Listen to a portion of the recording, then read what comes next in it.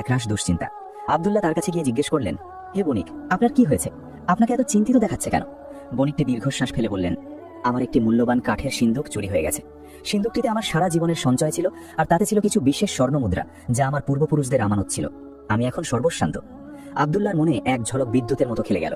তিনি বণিককে জিজ্ঞেস করলেন, আপনার সিন্দুকটি কেমন ছিল আর মুদ্রাগুলো কেমন দেখতে ছিল? বণিকটি সিন্দুক এবং মুদ্রাগুলোর বিস্তারিত বর্ণনা দিলেন। আব্দুল্লাহর চোখ উজ্জ্বল হয়ে উঠল। বণিকের বর্ণনা তার কাছে পাওয়া স্বর্ণমুদ্রাগুলোর সাথে হুবহু মিলে গেল। আব্দুল্লাহ বুঝতে পারলেন আল্লাহ তাআলা তাকে সঠিক পথ দেখিয়েছেন। তিনি বণিককে বললেন, আমার কাছে কিছু স্বর্ণমুদ্রা আছে যা আপনার বর্ণনার সাথে মিলে যায়। আমি সেগুলো একটি পরিত্যক্ত মসজিদে পেয়েছি। বণিকটি আব্দুল্লাহর কথা শুনে প্রথমে বিশ্বাস করতে পারলেন না। তিনি ভাবলেন হয়তো আব্দুল্লাহ তাকে ঠকাচ্ছে, কিন্তু আব্দুল্লাহর সততা এবং তার মুখের দৃঢ়তা দেখে তিনি কিছুটা আশ্বস্ত হলেন। আব্দুল্লাহ বণিককে নিয়ে সেই মসজিদে গেলেন যেখানে তিনি মুদ্রাগুলো পেয়েছিলেন। তিনি বাক্সটি দেখালেন এবং মুদ্রাগুলো বের করে বণিকের হাতে দিলেন। বণিকটি মুদ্রাগুলো দেখে আনন্দে আত্মহারা হয়ে গেলেন। তিনি আব্দুল্লাহকে জড়িয়ে ধরে বললেন, হে নেককার বান্দা, আপনি আমার জীবন বাঁচিয়েছেন। এই স্বর্ণমুদ্রাগুলো আমার পূর্বপুরুষদের আমানত ছিল, যা আমি হারানোর পর ভেবেছিলাম আর কখনোই ফিরে পাবো না। আল্লাহ আপনাকে উত্তম প্রতিদান দিন। বণিকটি আব্দুল্লাহকে তার প্রাপ্য পুরস্কার দিতে চাইলেন, কিন্তু আব্দুল্লাহ তা নিতে অস্বীকার করলেন। তিনি বললেন, আমি আল্লাহর সন্তুষ্টির জন্য এই কাজ করেছি, এর বিনিময়ে আমি কোনো পুরস্কার চাই না।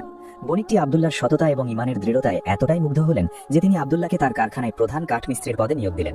শুধু তাই নয়, তিনি আব্দুল্লাহকে একটি সুন্দর বাড়ি এবং তার পরিবারের জন্য পর্যাপ্ত খাদ্যের ব্যবস্থা করে দিলেন। আব্দুল্লাহর জীবন রাতারাতি বদলে গেল। তার পরিবার আর ক্ষুধার্ত থাকলো না। শিশুরা হাসি মুখে খেলাধুলা করতে লাগলো। ফাতিমার চোখে ছিল আনন্দের অশ্রু।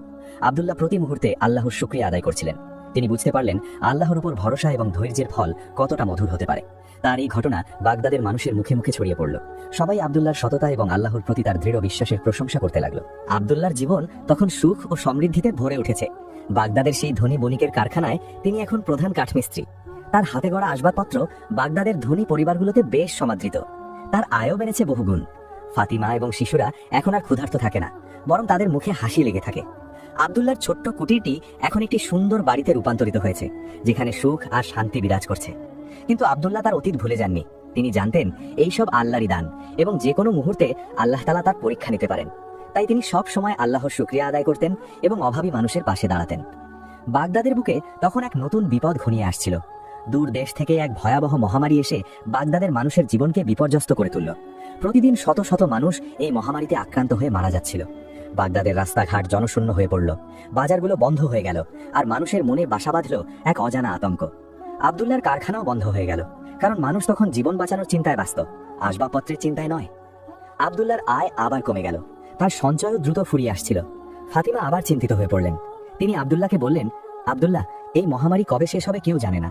আমাদের সঞ্চয়ও শেষ হয়ে আসছে, এখন আমরা কি করব? আব্দুল্লাহ শান্ত কণ্ঠে বললেন, ফাতিমা, আমরা আল্লাহর উপর ভরসা রাখব। তিনি আমাদের রিজিকের মালিক, তিনি অবশ্যই কোনো পথ দেখাবেন। কিন্তু পরিস্থিতি দিন দিন খারাপ হতে লাগলো। বাগদাদের অনেক ধনী পরিবারও এই মহামারীর শিকার হলো। আব্দুল্লাহর সেই বণিক মালিকও মহামারীতে আক্রান্ত হলেন। তার অবস্থা গুরুতর। আব্দুল্লাহ তার মালিকের সেবা করতে লাগলেন, কিন্তু কোনো লাভ হলো না। একদিন বণিকটি আব্দুল্লাহকে ডেকে বললেন, আব্দুল্লাহ, আমার সময় ঘনিয়ে এসেছে। আমার সমস্ত সম্পদ আমি তোমার নামে লিখে দিতে চাই। তুমি আমার সবচেয়ে বিশ্বস্ত এবং সৎ কর্মচারী। আব্দুল্লাহ অবাক হলেন। তিনি বললেন, মালিক, আপনি সুস্থ হয়ে উঠুন, আপনার সম্পদ আপনারই থাকবে। কিন্তু বণিকটি আব্দুল্লাহর কথা শুনলেন না। তিনি তার সমস্ত সম্পদ আব্দুল্লাহর নামে লিখে দিলেন এবং কিছুক্ষণের মধ্যেই ইন্তেকাল করলেন। আব্দুল্লাহর উপর তখন এক বিরাট দায়িত্ব এসে পড়ল।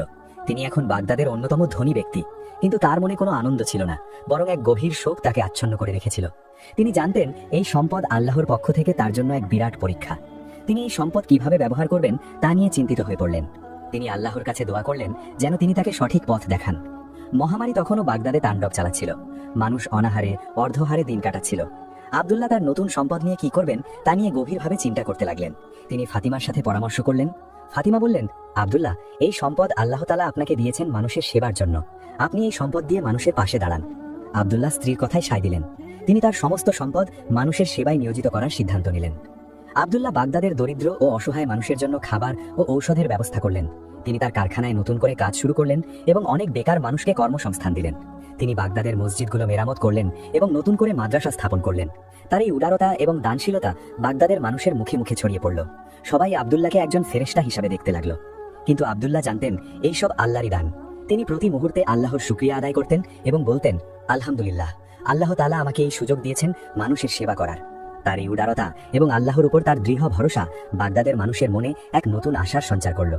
তারা বুঝতে পারল আল্লাহর উপর ভরসা রাখলে এবং ধৈর্য ধরলে আল্লাহ তাআলা কখনোই তার বান্দাকে নিরাশ করেন না। বাগদাদের আকাশে আবার শান্তির সুবাতাস বইতে শুরু করেছে।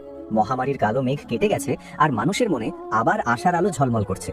আব্দুল্লাহর নিরলস প্রচেষ্টা এবং আল্লাহর উপর তার অটল ভরসার ফলস্বরূপ বাগদাদ আবার তার হারানো গৌরব ফিরে পেয়েছে। তার দানশীলতা এবং মানুষের প্রতি তার ভালোবাসা বাগদাদের প্রতিটি কোণে ছড়িয়ে পড়েছে। তিনি এখন শুধু একজন ধনী ব্যক্তি নন, বরং একজন সম্মানিত নেতা যার কথা মানুষ মনোযোগ দিয়ে শোনে। একদিন আব্দুল্লাহ বাগদাদের কেন্দ্রীয় মসজিদে জুমার নামাজ আদায় করতে গেলেন। মসজিদটি ছিল লোকে লোকারণ্য। ইমাম সাহেব খুতবা দিচ্ছিলেন। খুতবার বিষয় ছিল আল্লাহর উপর ভরসা এবং ধৈর্যের গুরুত্ব। ইমাম সাহেব আব্দুল্লাহর গল্পটি উদাহরণ হিসেবে তুলে ধরলেন। তিনি বললেন, দেখুন, আমাদের মাঝে আব্দুল্লাহ সাহেব বসে আছেন। তার জীবন আমাদের জন্য এক উজ্জ্বল দৃষ্টান্ত। তিনি চরম দারিদ্র্যের মুখেও আল্লাহর উপর ভরসা হারাননি, ধৈর্য ধারণ করেছেন এবং তার ফলস্বরূপ আল্লাহ তাআলা তাকে অকল্পনীয় সমৃদ্ধি দান করেছেন। তার গল্প আমাদের শেখায় যে আল্লাহ তাআলা কখনোই তার বান্দাকে নিরাশ করেন না, যদি বান্দা তার উপর পূর্ণ আস্থা রাখে এবং ধৈর্য ধারণ করে। আব্দুল্লাহর চোখ থেকে অশ্রু গড়িয়ে পড়ছিল। তিনি আল্লাহর কাছে শুকরিয়া আদায় করলেন। নামাজ শেষে যখন তিনি মসজিদ থেকে বের হচ্ছিলেন, তখন বাগদাদের হাজার হাজার মানুষ তাকে ঘিরে ধরল।